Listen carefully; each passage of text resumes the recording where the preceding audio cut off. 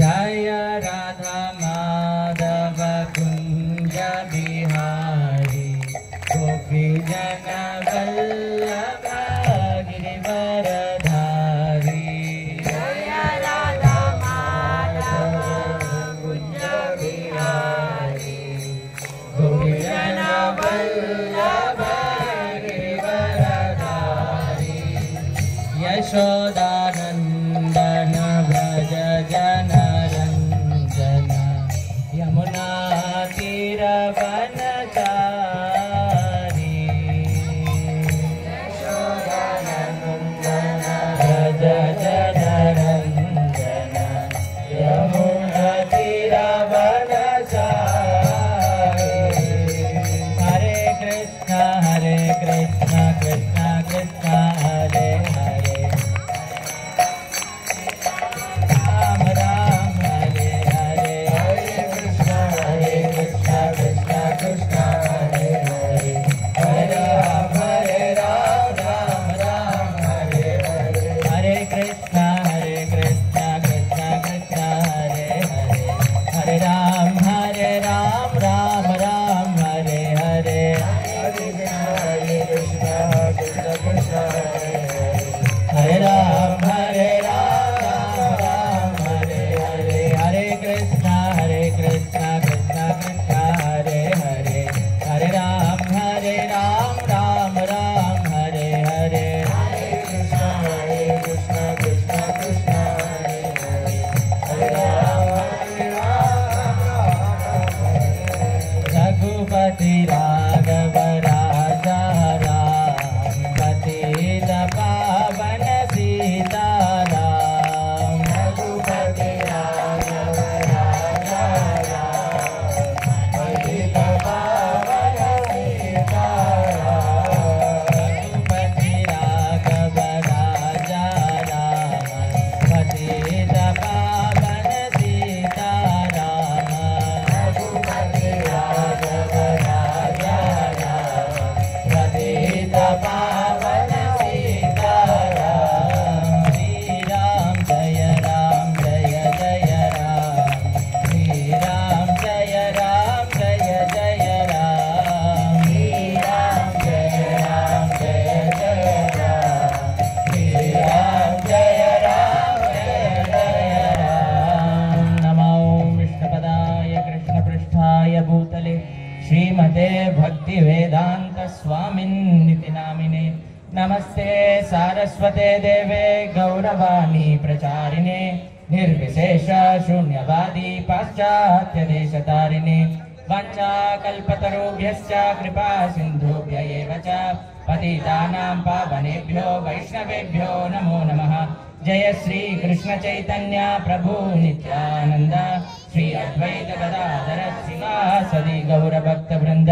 हरे कृष्णा कृष्णा कृष्णा हरे हरे हरे राम राम राम हरे हरे।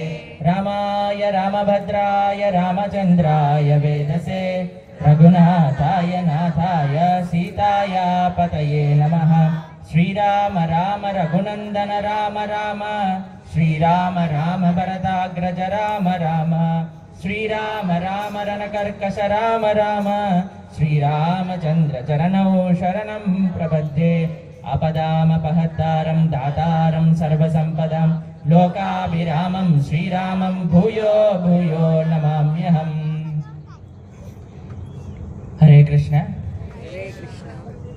ఈరోజు మాకు ఏం అర్థమైంది అంటే ఆదిలాబాద్లో ఉండే వాళ్ళందరికీ మిడ్ నైట్ ప్రోగ్రామ్స్ అంటే బాగుంటుంది అని అర్థం. ఎందుకంటే నిన్న తొందరగా ప్రారంభం చేసుకుందాము అని అంటే ఏమో ఎవరు రాలేదు. ఈరోజు చాలా లేట్ అయిపోయింది, ఉంటారా లేదో అంటే అందరూ చాలా స్మైలింగ్గా ఎంతూజియాస్టిక్గా కూర్చున్నారు అనమాట.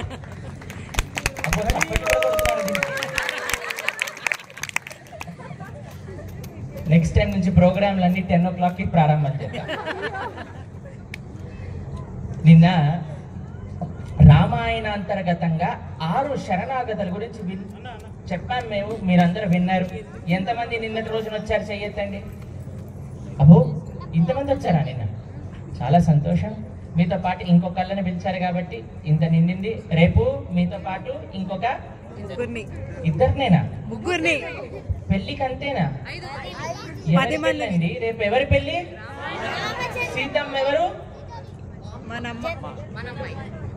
సీతమ్మ ఎవరు? రేపు పెళ్లి ఎవరు చేస్తున్నారు? అయ్యయ్యో, ఎవరు మాట్లాడట్లేదు. మీరే చేస్తున్నారా? పూర్తి ఖర్చు మీరే పెట్టుకోవాలైతే.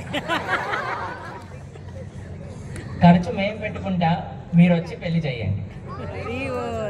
ఎవరి పెళ్లి రేపు అని అంటే మన సీతమ్మ పెళ్లి. మన సీతమ్మని ఏమని భావన చేస్తున్నాం మనం? కూతురుగా భావన చేస్తున్నాం. ఎవరికి ఇస్తున్నాం? ఇది ఏ ప్రదేశం అని చెప్పాం మనం? మనందరం మిథిలా వాసులం. రామచంద్రమూర్తి వచ్చాడు, సీతమ్మని చూశాడట. సీతమ్మని చూడంగానే సీతమ్మని వివాహం చేసుకోవాలి అని ఒక ఇచ్చ కలిగిందట. సరే, మనం ఇటు 7 తరాలు అటు 7 తరాలు చూసి బాగున్నాడు ఈయనని మనం అంగీకరించవచ్చు. బలంలో బాగున్నాడు, అందంలో బాగున్నాడు, ఆస్తిపాస్తులు బాగా ఉన్నాయి, సామ్రాజ్యాన్ని రక్షించటంలో క్షమత కూడా చాలా బాగున్నదట. అంతకంటే మించి భగవానుడికి ప్రేమ అంటే చాలా ఎక్కువటండి.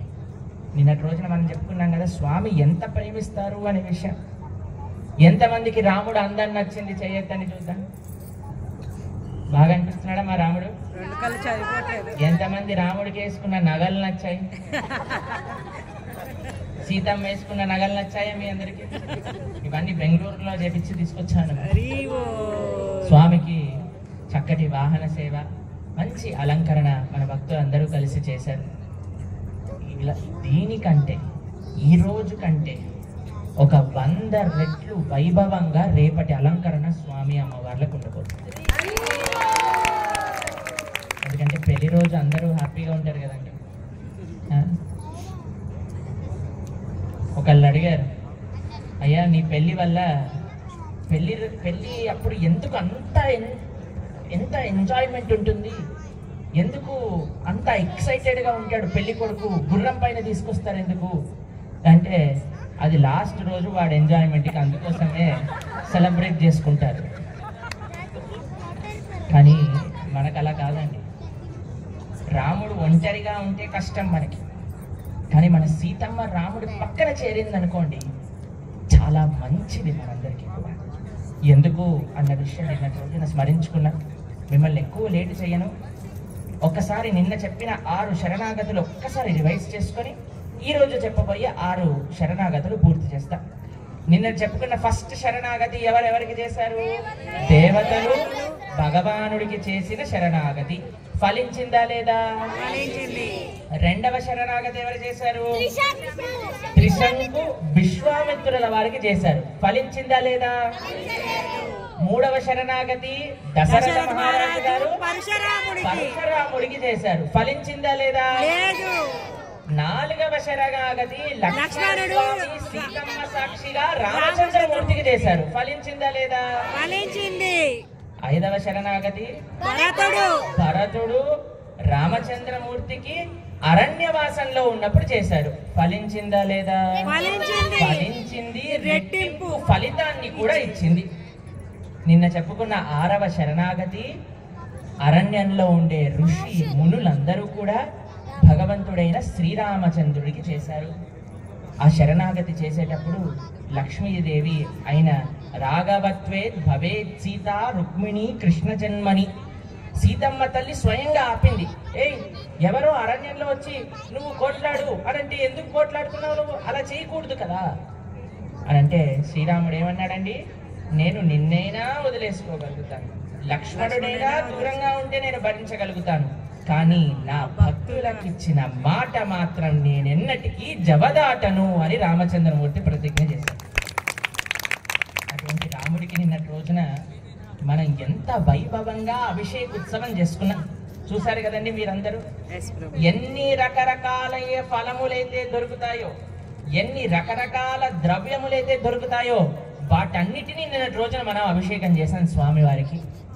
మీ భాషలో చెప్పాలి అని అంటే, పెళ్లి కొడుకు హల్దీ ఫంక్షన్ చేశాను. ప్రీ వెడ్డింగ్ ఫోటో షూట్ అయితే నిన్నటి నుంచి జరుగుతూనే ఉంది. నిన్న ప్రొద్దున పాపం వాళ్ళు రెడీ అవుతూనే ఫోటోలు చూసేస్తున్నారు జనాలందరూ కూడా.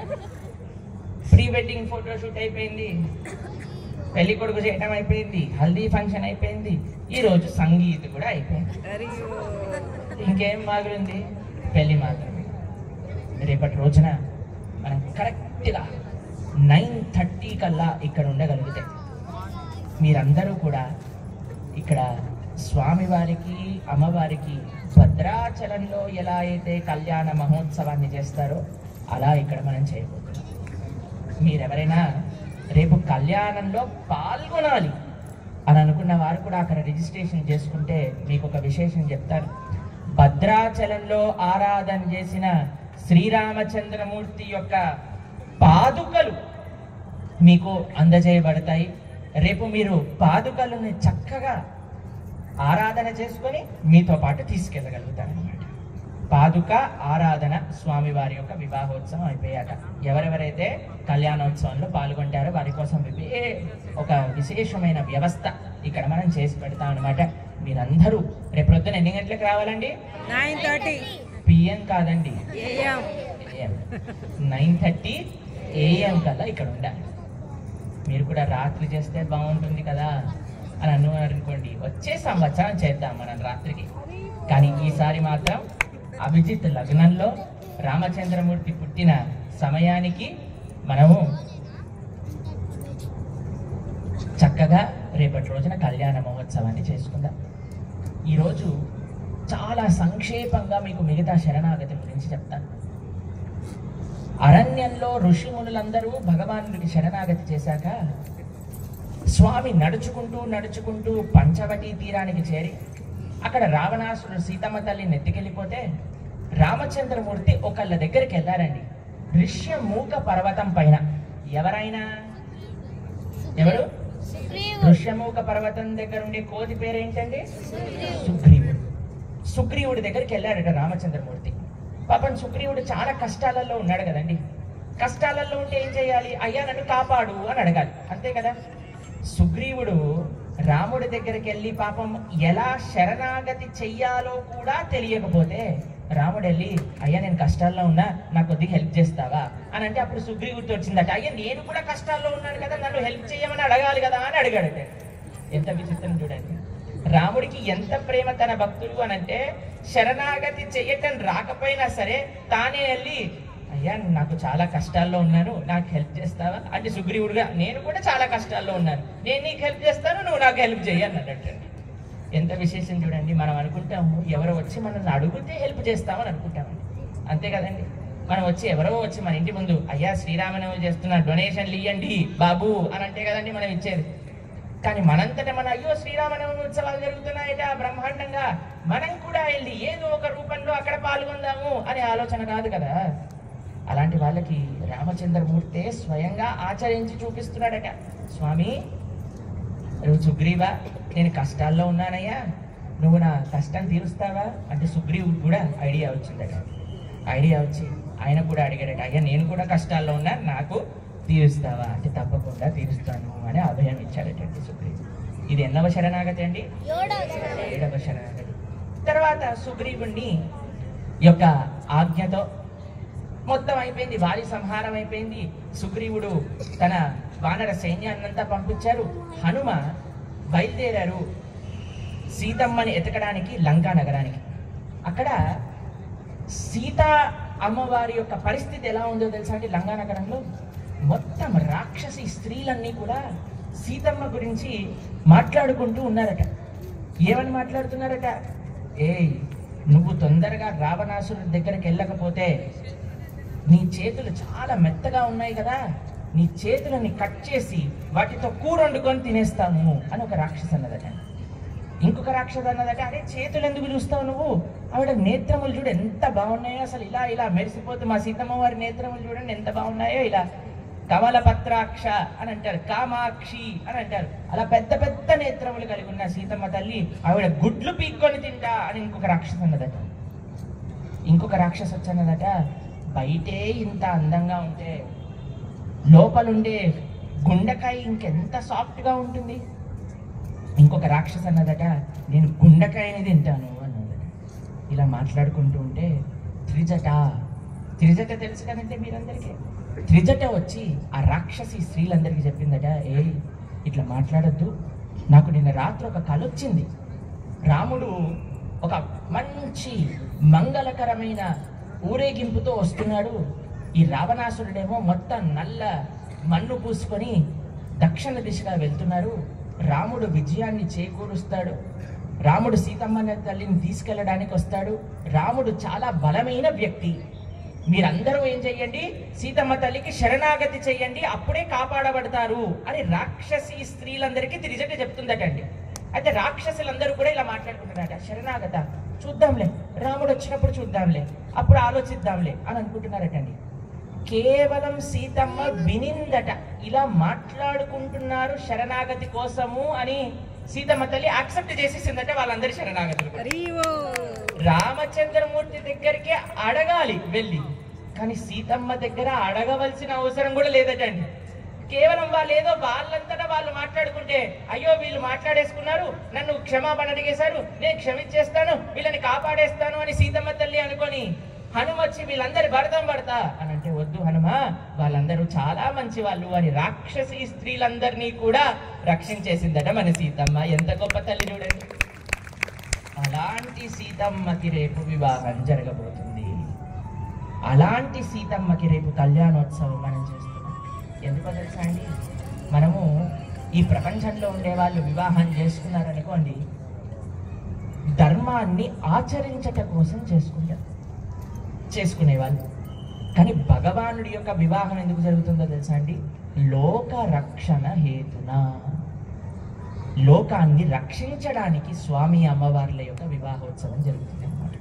కాబట్టి రేపు ఆదిలాబాద్లో ఉండే ప్రతి ఒక్కళ్ళు కూడా సుఖ సంతోషాలతో ఉండాలి, ప్రతి ఒక్కళ్ళకి కూడా మంచి ఆయురారోగ్యాలు ఉండాలి, ప్రతి ఒక్కళ్ళు కూడా ధర్మ మార్గంలో నడవాలని, ప్రతి ఒక్కళ్ళు కూడా మంచి భక్తి సంపద మీ అందరికీ ఉండాలి అనే ఒక సంకల్పంతో మనం రేపు సీతారాముల యొక్క కళ్యాణోత్సవం ఇక్కడ జరిపించబోతున్నాం. రేపు మీరు అనుకోవచ్చు, అమ్మో ప్రొద్దున పూట 9:30కి ఎండ కదండి, ఎలా వస్తాం మేము అని. మీకోసం ఏం చేస్తున్నామో తెలుసా అండి, ఈరోజు మీరు ప్రసాదానికి వెళ్ళంగానే ఇక్కడ ఉండే ఓపెన్ ఏరియాని మొత్తం కూడా కళ్యాణ మండపంగా మార్చబోతున్నారనమాట మీ అందరి కోసం. రాత్రంతా మన భక్తులు మేల్కొని ఇక్కడ ఒక పెద్ద మండపాన్ని ఏర్పాటు చేసి మీ అందరినీ కూడా ఆ మండపంలో చక్కగా ఈరోజు ఎన్ని కూలర్లు ఉన్నాయో దానికంటే రెట్టింపు కూలర్లను పెట్టి మీరు చల్లగా ఉండాలని చేస్తున్న కళ్యాణం కదండి, అందుకే కూలర్లు కూడా పెంచమన్నాం అనమాట. లేకపోతే మీరు వేడిగా ఉండి కళ్యాణార్థం అయ్యా ఏంటండి మేమందరం చల్లగా ఉన్నాం కదా అని అంటారేమో అని రేపు మంచి ఏర్పాట్లు మీ అందరి కోసం చేస్తున్నారు. దాంతోపాటు మంచి ప్రసాదాలు కూడా పెడతారట. రేపు సరిగ్గా ఎన్ని గంటలకి స్టార్ట్ అవుతుందండి? 9:30 9:30 ఉదయం.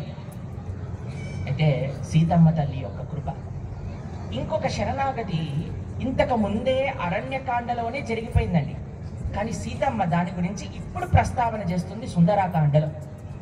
కాకాసురుడు అని ఒక అసురుడు ఉన్నాడండి. వాడు ఏం చేశాడు తెలుసా, సీతమ్మ తల్లి రాముడి యొక్క పాదాలు పడుతూ ఉన్నదట. ఈ కాకాసురుడు వచ్చి సీతమ్మ తల్లిని ఒక ఏమంటాడు, ఆ ముక్కుతో కొడతారన్నమాట. అప్పుడు సీతమ్మ తల్లి యొక్క రక్తం వస్తుంది, రాముడి మూర్తి యొక్క పాదాల మీద పడుతుంది. అప్పుడు రామచంద్రమూర్తి లేస్తాడు, సీతమ్మ తల్లిని చూస్తాడు, రక్తం చూస్తాడు, కాకాసురుడిని చూస్తాడు, ఒక దర్భపుల్ల తీసుకుంటాడు, బ్రహ్మాస్త్రంతో దాన్ని మంత్రించి ఆ కాకాసురుడి పైన వదులుతాడండి. కాకాసురుడు అండి ఎల్లని లోకం లేదండి, అన్ని ప్రదేశాలు వెళ్ళాడు, ఎక్కడ ఆయనకి సహాయం దొరకలేదు. చిట్ట చివరికి అలా వెళ్ళి వెళ్ళి వెళ్ళి రాముడే రక్ష, రామ బాణానికి రాముడి యొక్క కోపానికి ఇంకెవ్వరూ నన్ను రక్షించలేరు అని తెలిసి ఏం చేశాడు తెలుసా అండి, వచ్చి రాముడి ముందు ఇలా పడిపోయాడు. శరణాగతి అంటే ఎలా చేయాలండి, దండం ఎలా పెడతారు మీరు, ఇలా పెడతారా? ఎంతమంది ఇలా పెడతారు? ప్రభుజీ మీరు వదిలేయకపోతే ఇప్పుడే ఇలా పెడతాము అని అనొచ్చు మీరు, కానీ దండం పెట్టాలి అని అంటే ముందు అంతే కదండి. పాపం ఈ కాకాసురుడికి దండం ఎలా పెట్టాలో రాముడి యొక్క పాదాలకు తెలియదంటే వాడు ఇలా పడుకున్నాడు. అయితే సీతమ్మ ఏం చేసిందో తెలుసా అండి, తన తన పట్ల అపరాధం చేశాడని తెలిసి కూడా కాకాసురుణ్ణి లేపి ఇలా పడిపోయిన వాడిని మార్చి రాముడి వైపు ఇలా పడుకోబెడుతుంది అనమాట. ఒరేయ్ కన్నా, ఇలా కాదరా శరణాగతి చేసేది, నమస్కారం చేసేది ఇలా. ఎంత కృప కలిగిన అమ్మ సీతమ్మ, ఒకసారి ఆలోచన చేయండి. మనకి ఎవరు ఏమీ అనకపోతేనే అంత పౌరుషం వస్తుంది. ఎవరైనా ఏదన్నా అన్నట్టుగా అనిపించినా పౌరుషం వస్తుంది. కానీ సీతమ్మని స్వయంగా బాధ పెట్టినా సీతమ్మకి అస్సలు కోపమే రాదట అండి. ఎంత మంచి తల్లి అండి, ఎంత సకల గుణ సంపన్నురాలండి. అటువంటి సీతమ్మ మన అఖిల గుణ అభిరాముడైన శ్రీరాముడితో కలిస్తే ఇంకెంత వైభోగమో ఒకసారి ఆలోచన చేయండి. ఆ వైభోగాన్ని మీరు వీక్షించాలి అని అంటే రేపొద్దున రావాలి. రేపొద్దున రావాలి అని అంటే మేము ఇప్పుడు మిమ్మల్ని వదిలేయాలి. కాబట్టి ఇంకొక 2 నిమిషాలు వదిలేస్తాం. దాని తర్వాత శ్రీమద్ రామాయణంలో చాలా గొప్ప శరణాగతి అండి, విభీషణ శరణాగతి. విభీషణుడు తన రాజ్యాన్ని వదిలేశాడు, తన బంధువులను వదిలేశాడు, తన ఇల్లును వదిలేశాడు, తన కుటుంబాన్ని వదిలేశాడు, తన పలుకుబడిని వదిలేశాడు. రాముడు స్వీకరిస్తాడో లేదో అని కూడా తెలియదు. కానీ రాముడికి శరణాగతి చేస్తే ఆయన కాపాడుతాడు అనే నమ్మకంతో ఆయన దగ్గర ఉన్నది మొత్తం వదిలేసి లంక నుంచి హఠాత్తుగా వచ్చేసాడండి రాముడికి శరణాగతి చేసుకోవడానికి. ఎంత గొప్ప రాముడు అని అంటే అందరు అన్నారు. సుగ్రీవుడు ఏమన్నాడు తెలుసా అండి, రామా వీడిని ఒప్పుకోకూడదు అంటే రాముడు అన్నాడు, ఎందుకు ఒప్పుకోకూడదు సుగ్రీవా? అన్నతోటి గొడవ పెట్టుకున్న వాడిని మనం ఎందుకు ఒప్పుకోవాలి అన్నాడు అనమాట సుగ్రీవుడు. అప్పుడు రాముడు ఏం చేశాడో తెలుసా అండి, సుగ్రీవుడిని చూసి నవ్వాడంటే. ఎందుకంటే వీడు కూడా అన్నతోటి గొడవ పెట్టుకున్నవాడే కదా, వీడికేమో హెల్ప్ చేయాలట, విభీషణుడికి మాత్రం చేయకూడదట. ఎందుకు కారణము అని అంటే అన్నతోటి గొడవ పెట్టుకున్నాడు. సుగ్రీవుడు కూడా అన్నతోటి గొడవ పెట్టుకున్నవాడే కదా. రాముడు ఒప్పుకోలేదు. ఇంకొకళ్ళని అడిగారు, 1 సంవత్సరం పరీక్ష చేసి చూద్దాము అన్నాడు. రాముడు ఒప్పుకోలేదు. హనుమాన్ అడిగారు, హనుమ ఏం చెయ్యాలి అని అంటే నేను మంచివాడే అండి, నేను చూసొచ్చాను అని అన్నాడు. రాముడు ఏమన్నాడు తెలుసా అండి, విభీషణుడే కాదు ఎవ్వరొచ్చినా సకురుదేవ ప్రపన్నోయం తవాస్మి ఇది అచతే అభయం సర్వభూతేభ్యో దదామి ఏ తత్ వ్రతం మమ. ఎవ్వరొచ్చి నన్ను శరణాగతి అడిగినా వాడిని నేను యాక్సెప్ట్ చేస్తాను అని ఒక వ్రతాన్ని పూడానట రామచంద్రమూర్తి. మనం విన్న వృత్తాంతమే అండి. విభీషణుడికి పట్టాభిషేకం చేశాడు. కొంతమంది వచ్చి రాముడిని అడిగారట, అయ్యా రావణుడి సంగతి ఏంటి, మరి నువ్వు లంకానగరం విభీషణుడికి ఇచ్చేస్తే రావణాసుడికి ఏమిస్తావు అంటే, రావణాసుడికి నేను అయోధ్య నగరాన్ని ఇచ్చేస్తా అని అన్నాడట రామచంద్రమూర్తి. ఒక ప్రాబ్లం ఉందండి ఇక్కడ. అయ్యా భరతుడు మంచోడే అనుకున్నాం, కానీ 14 సంవత్సరాలు రాజ్యాన్ని పరిపాలన చేశాక భరతుడి లోపల నాకు రాజ్యం కావాలి అని అంటే ఏం చేస్తావు అంటే, భరతుడికి నేను వైకుంఠాన్ని ఇచ్చేస్తా అని అన్నాడట. అయ్యా ఇక్కడ కూడా ఒక ప్రాబ్లం ఉంది, నువ్వంటే అడ్జస్ట్ అవుతావు, నీతో పాటు ఇంకొకళ్ళు ఉన్నారు కదా, వాళ్ళు అడ్జస్ట్ అవ్వాలంటే ఎలా? సీతమ్మ తల్లిని నువ్వు తీసుకొని ఎక్కడ ఉంటావు అని అంటే, మాకేం లోటండి, ఆదిలాబాద్లో బ్రహ్మాండంగా రామనవమి ఉత్సవాలు చేస్తారు, అక్కడికి వెళ్ళి ఉంటాను నేను అన్నాడు. ఎక్కడైతే ప్రేమతో భగవానుడి యొక్క సేవ జరుగుతుందో, ఎక్కడైతే భగవానుడికి అత్యంత వైభవంగా ఉత్సవాలు జరుపుతారో, ఎక్కడైతే భగవానుడి పట్ల భక్తి భావనతో ఉంటారో అక్కడ రామచంద్రుడు ఉండడానికి ఇష్టపడతారు. వైకుంఠం కూడా ఇష్టం ఉండదటండి. ఎప్పుడైతే తన భక్తులు ప్రేమతో కీర్తన చేస్తారు, ఎప్పుడైతే తన భక్తులు చాలా ఆనందంగా కీర్తిస్తారు. రేపు మనం చేయబోయే ఆ కళ్యాణోత్సవంలో ఇటు కీర్తన, ఇటు స్వామివారి యొక్క వైభవము, అటు అర్చకులతో చక్కటి కళ్యాణోత్సవములు.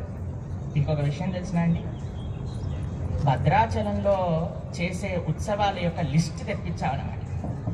ఎలా ఎలా ఎలా భద్రాచలంలో కళ్యాణం చేస్తాము, దాంతోపాటు ఆ కళ్యాణంలో ఉపయోగించే పదార్థములు ఏమిటి ఎగ్జాక్ట్ జిరాక్స్ కాపీ చేసేసాం అనమాట. ఫర్ ఎగ్జాంపుల్, భద్రాచలంలో సీతమ్మ వారి రాముల వారికి వేసిన తలంబ్రాలు ఎప్పుడైనా మీరు స్వీకరించారా? తలంబ్రాలు, భద్రాచల క్షేత్రంలో తలంబ్రాలు. అయ్యో ఇప్పుడు మీరు తీసుకోలేదా? ఎంతమంది తీసుకున్నారు చెయ్యొద్దండి. భద్రాచలంలో జరిగిన తలంబ్రాలు కొంతమంది తీసుకున్నారట. రేపు ఇక్కడికి వచ్చారనుకోండి, భద్రాచలంలో ఏవైతే తలంబ్రాలు ఎలా అయితే ఉంటాయో అలాంటి తలంబ్రాల ప్రసాదమే మీ అందరికీ కూడా లభిస్తుంది. ఎందుకు? అందులో ఏం విశేషం ఉంది రేపు వస్తే చెప్తా, అప్పటి వరకు సస్పెన్స్. ఇలా కాకాసుర శరణాగతి జరుగుతుంది, విభీషణ శరణాగతి జరుగుతుంది. దాని తర్వాత ఇంకొక శరణాగతి ఉందండి. రామచంద్రమూర్తే స్వయంగా చేశాడట. ఎవరికి చేశాడో తెలుసా అండి? సముద్రుడికి చేశాడు. అయ్యా సముద్రుడా, నాకు దారివ్వు, నేను లంకా నగరానికి వెళ్ళాలి అని. ఈ శరణాగతి ఫలించిందా లేదా? ఫలించలేదు. సముద్రుడు దారి ఇవ్వలేదు. ఎందుకో తెలుసా అండి? భగవంతుడికి శరణాగతి చెయ్యాలి, కానీ భగవంతుడు ఎవరికి శరణాగతి చేయవలసిన అవసరం లేదండి. భగవంతుడికే శరణాగతి, కానీ ఇంకా ఏ దేవీ దేవతకి కూడా శరణాగతి అనేది లేదు. అందుకే సాక్షాత్ రామచంద్రమూర్తియే శరణాగతి చేస్తే ఆ శరణాగతి ఫలించలేదన్నమాట. ఎందుకంటే రాముడు ఒక్కడే శరణాగతి పొందడానికి అర్హుడు కాబట్టి. దాని తర్వాత చివరి శరణాగతి. దేవతలందరూ కూడా స్వామికి శరణాగతి చేశారట.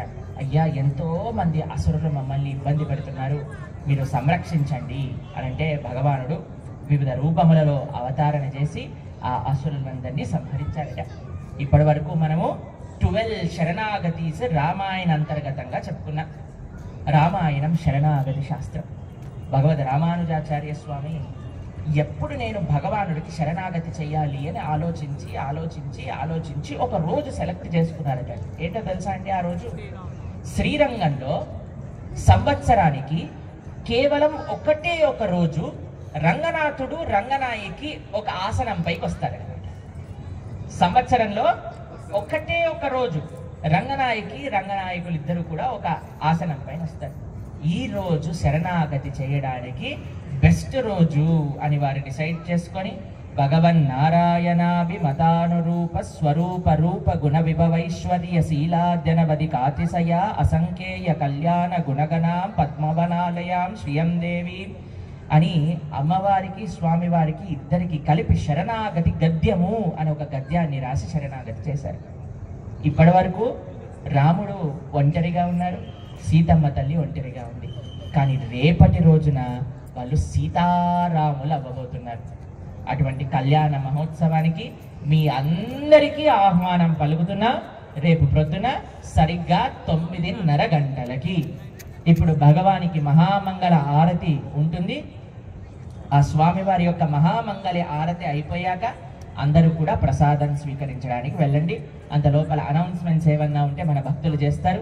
మీరందరూ తప్పక కళ్యాణోత్సవంలో పాల్గొంటే మీకు స్వామివారి యొక్క దివ్య పాదుకలు, భద్రాచల క్షేత్ర అక్షంతలు ఇవన్నీ కూడా మీకు లభిస్తాయి. అక్కడ కౌంటర్ ఉన్నది, మనోజ్ ప్రభు అని కూర్చున్నారు. అనౌన్స్మెంట్స్ మనం ప్రశాంత్ ప్రభు చేస్తారు. ఇప్పుడు ఎవరు లేచి వెళ్తున్నారో తెలుసా అండి? మీ అందరికీ ప్రసాదం పెట్టే వాళ్ళు మాత్రమే వెళ్తున్నారు. కాబట్టి మీరందరూ కూడా చక్కగా స్వామివారి యొక్క మహామంగళ ఆరతిని దర్శించండి. దాని తర్వాత మనందరం కూడా ప్రసాదానికి వెళ్దాం. మెల్లమెల్లగా వెళ్ళండి. ప్రసాదం మీరందరూ వెళ్ళిపోయారనుకోండి మీకే లేట్ అవుతుంది. కాబట్టి మెల్లమెల్లగా ప్రసాదానికి వెళ్దాం. ప్రభుజీలు ఒక లైన్, మాతాజీలు ఒక లైన్ ద్వారా ప్రసాదానికి వెళ్తారు. ఇప్పుడు అందరూ కూడా స్వామివారి యొక్క చెప్పన్ భోగు దర్శనం, మహామంగళ ఆరతి అందరూ కూడా సేవించండి. కీర్తన. Your servants Pavani and kids. Hare Krishna.